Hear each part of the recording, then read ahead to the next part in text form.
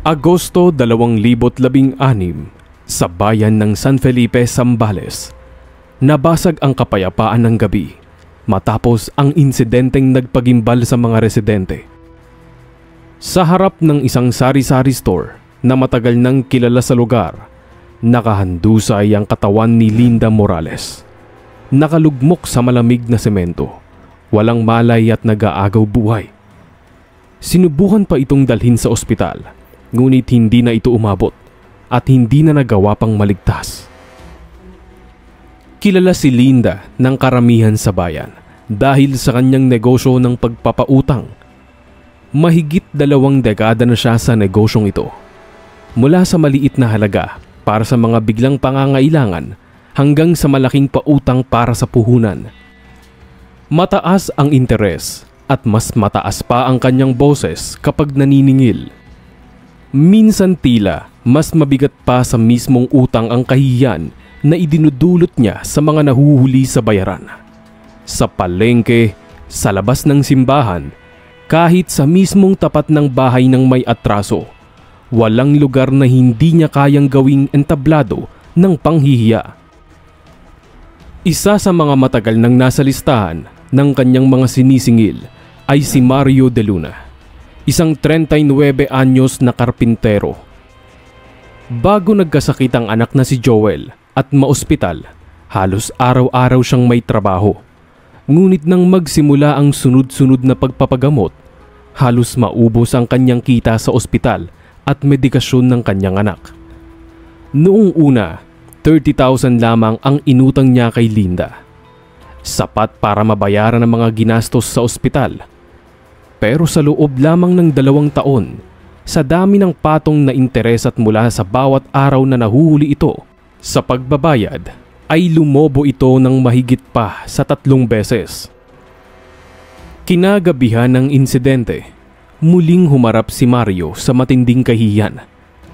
Bandang hapon, dumating si Linda sa bahay niya kasama ang isa pang lalaking may malaking pangangatawan. Pinipilit niya si Mario na pumirma sa isang kasunduang hinihingi ang titulo ng kanyang lupa bilang kolateral sa kanyang utang. Nakikipagkasundo si Linda na kung hindi mabayaran ni Mario sa loob ng 1 buwan ang buo niyang utang, ay ililipat sa kanyang pangalan ng titulo ng maliit na lupang kinatitirikan ng bahay ni Mario. Sa harap ng ilang kapitbahay, ipinahayag niya na kung hindi pipirma si Mario ay ipapadampot niya ito at kakasuhan ng estafa. Sa buong compound ay mabilis na umalingaw-ngaw ang nangyaring pamamahiya at sapat na yon para mag-iwan ng matinding sugat sa dangal ng isang tao. Pagsapit naman ng gabi, matapos isara ang tindahan at mag-inventory sa mga paninda, ay hindi na muling nasilayan ni Linda ang bukas. Isang anino ang lumapit mula sa gilid ng kalsada. Ilang saglit lamang ay pumailang lang ang tunog ng matigas na bagay na tumama sa bandang sentido ni Linda. Pagkatapos noon, ay naiwan na itong nakabulagta sa harap ng kanyang sariling tindahan. Ang mga nakakita mula sa malayo ay nagsabing may tumakbong lalaki. Ngunit sa dilim at sa buhos ng ambon ay walang nakaaninag nang malapitan sa mukha ng salarin. Naiwan si Linda sa malamig na lupa habang unti-unting humihina ang mga yabag ng papatakas na sospek. Agad naman na itinakbo si Linda sakay ng isang pampasaherong tricycle na tinawag ng ilang saksi, ngunit wala pang 30 minuto ay nalagutan na ito ng hininga. Sa sumunod na oras, dumating ang mga pulis at mga tanod. Wala pang nakakaalam kung sino ang may kagagawan. Pero sa mga bulungan ng mga tao, may ilang pangalan na agad ang sumulpot. Isa na ron si Mario De Luna, ang taong nakaalitan ni Linda ng mismong araw na yon. Bago pinasok at nakilala si Linda sa larangan ng pagpapautang, siya ay isa lamang tindera sa palengke ng San Felipe. Noong dekada 70, may maliit silang pwesto sa gilid ng kalsada kung saan siya nagbebenta ng lutong ulam. Ang puhunan niya ay galing sa natanggap nilang pera ng kanyang asawa noong sila ay ikinasal. Maayos ang naging takbo ng lahat hanggang sa maaksidente ang kanyang asawa at pumanaw noong taong 2000. Napilitan si Linda na humanap ng ibang paraan para mabuhay ang 3 anak. Doon siya nagsimulang magpautang.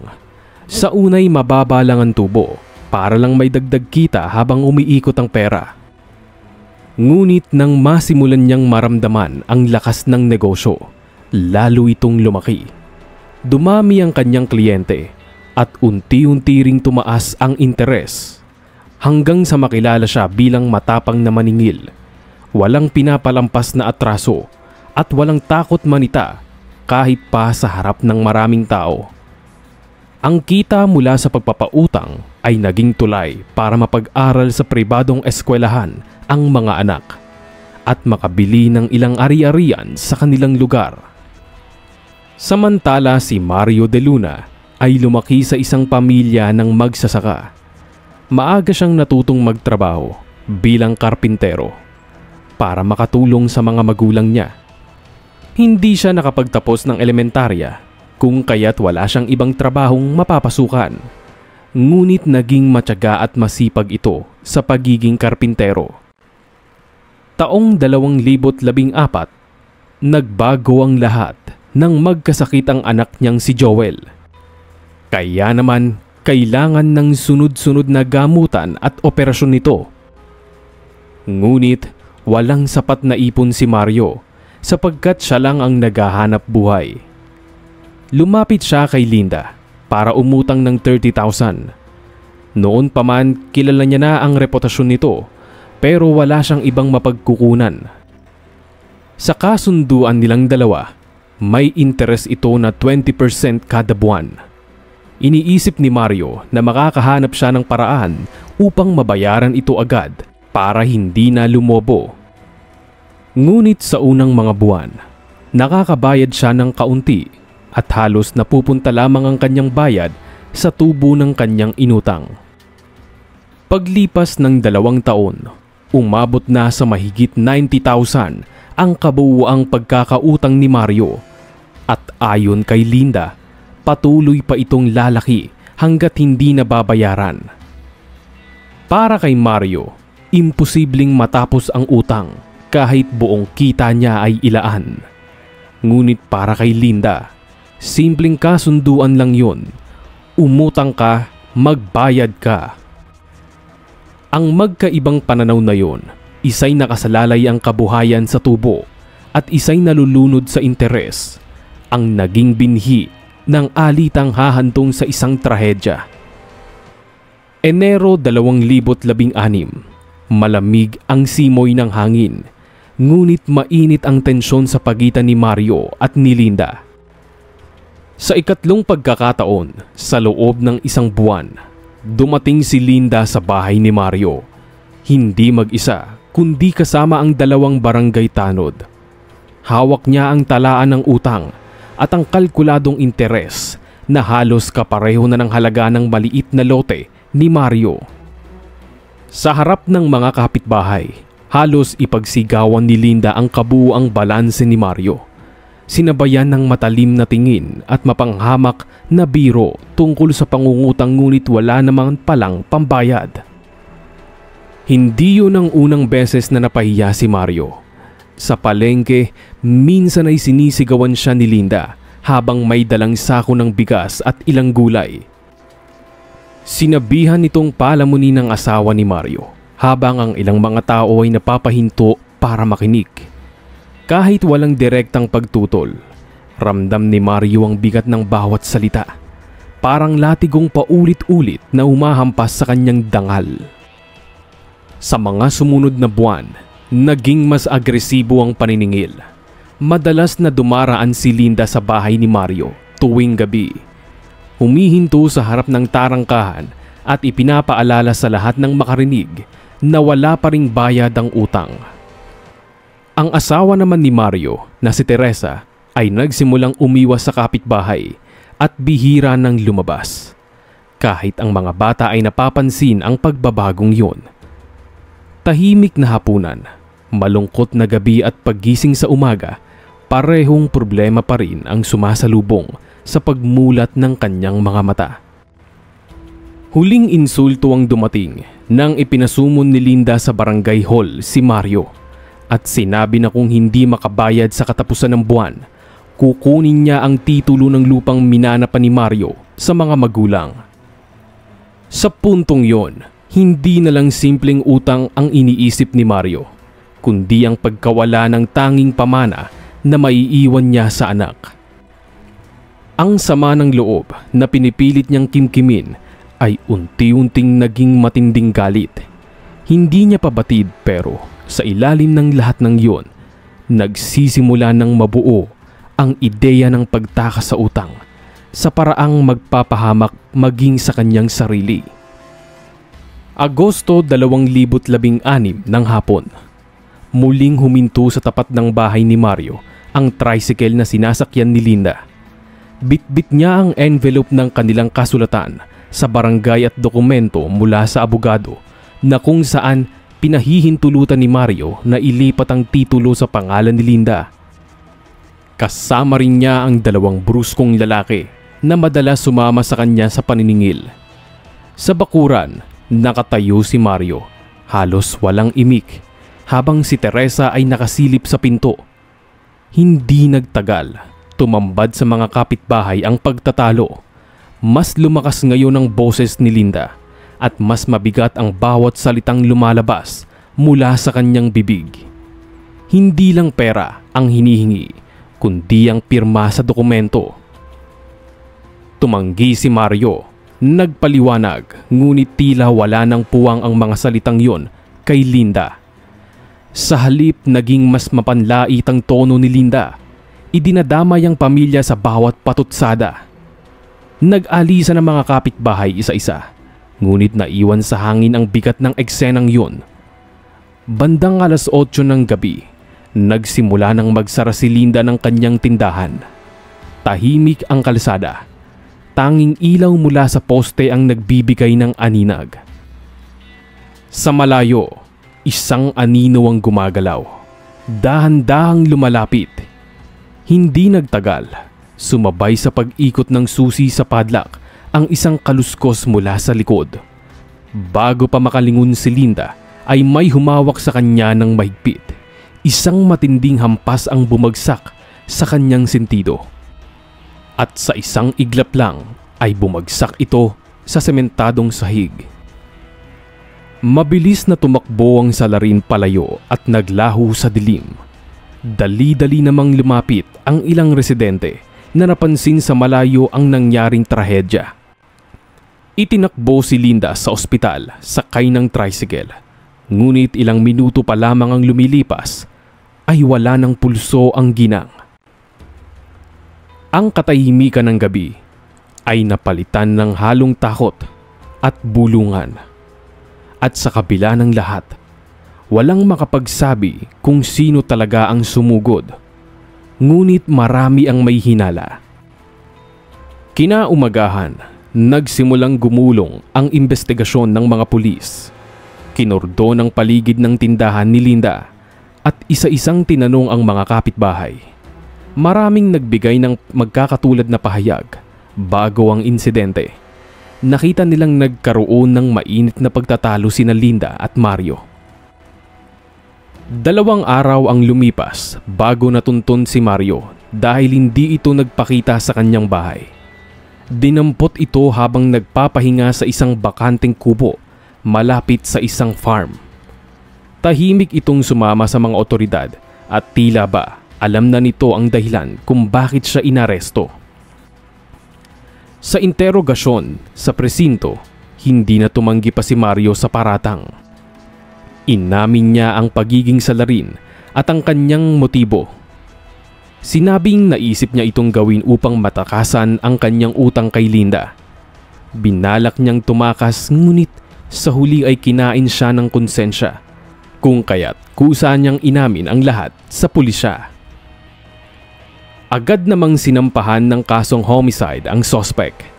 Sapat na ang kanyang naging pag-amin at ang mga circumstantial evidence upang magkaroon ng probable cause sa kanyang kaso. Isinama ang pahayag ng mga saksi at record ng kanilang alitan sa mga ebidensya ng kaso. Sinubukan ng abogado ni Mario mula sa Public Attorney's Office na ipakita ang kasaysayan ng kanilang utang, kung paano ito lumobo mula 30,000 hanggang higit sa 70,000 sa loob lamang ng 2 taon. At kung paano halos lahat ng kita ni Mario ay napunta sa lahat ng interes. May ilan namang nakisimpat siya at sinabing hindi siya likas na marahas, kundi itinulak ng patong-patong na panggigipit at kahihiyan. Ngunit sa mata ng batas, malinaw ang krimen. Isang buhay ang nawala sa pamamagitan ng marahas na paraan. Homicide ang naging hatol, at habang kinikilala ng korte ang mitigating circumstances gaya ng matinding galit at provocation, nahatulan pa rin si Mario ng habang buhay na pagkakakulong na may posibilidad na parol matapos ang ilang taon. Sa araw ng sintensya, magkahalong lungkot at bigat ang bumalot sa magkabilang panig ng korte.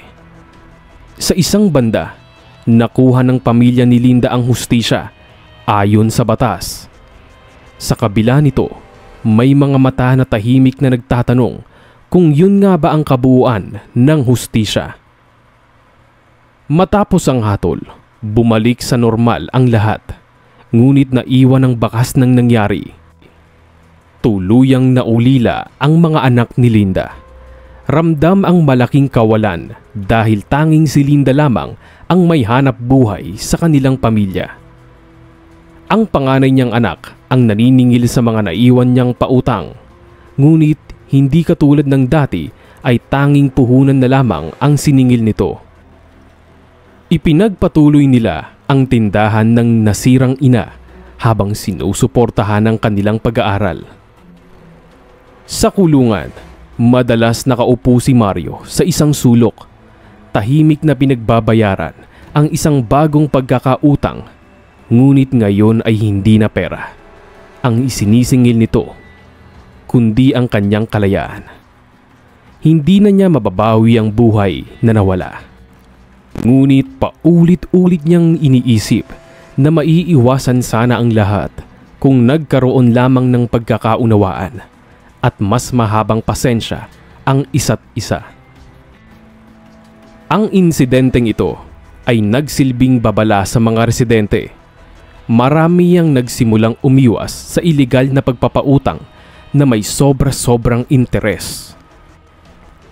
May ilan namang nagpasyang huwag nang umutang kung walang malinaw na paraan ng pagbabayad. Sa huli, malinaw na walang nanalo sa nangyaring trahedya. Si Linda na ginamit ang tigas ng loob at talas ng dila sa larangan ng negosyo ay nagbayad ng buhay para sa kanyang pamamaraan sa paniningil. Si Mario na minsang kilala bilang tahimik at masipag na karpintero ay humantong sa kulungan dahil sa galit at desperasyong hindi niya napigil. Naiwan ang dalawang pamilya na parehong sugatan. Hindi dahil sa isang simpleng utang, kundi dahil sa mga salitang nagpainit ng dugo at sa kawalan ng puwang para sa pag-unawa. Ang insidenteng ito ay naging paalala sa buong bayan. Ang pera ay maaaring magpatayo ng bahay, ngunit maaari ring sumira ng tahanan. Maaari nitong iligtas ang isang buhay, ngunit maaari ring maging mitya ng kamatayan. At kapag ginayaan ng tao na ang galit at kahihiyan ang magdikta ng kanyang kilos, walang interes o tubo ang makakabawi. Sa kabayaran ng isang pagkakamaling, wala nang balikan.